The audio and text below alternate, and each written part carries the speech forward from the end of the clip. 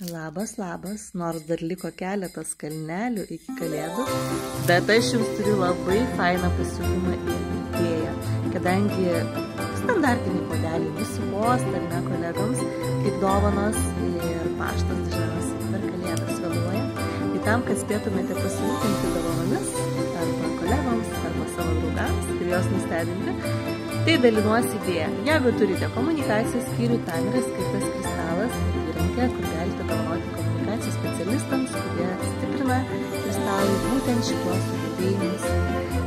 Žmogiškų išteklių personalo skyriui taip pat yra kristalas, kuris dovanoja kantrybės, supratimo, atjautos, kadangi tam skyriui visko vyksta, visas gyvenimas, ar ne?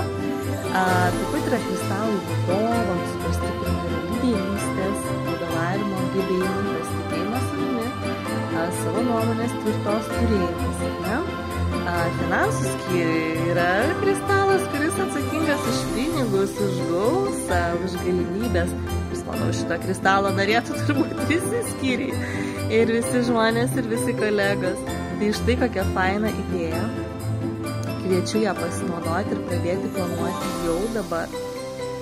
Jeigu turėsi klausimų, rašyk, o jeigu turite ir kitų skyrių, kitų funkcijų, pagal tai irgi įmanoma ir galima parinkti kristalą.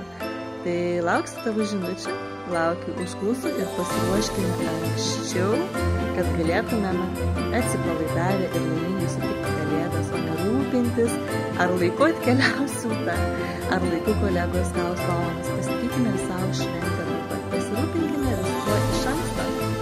Na, faina idėja, lauksiu komentarų. Iki.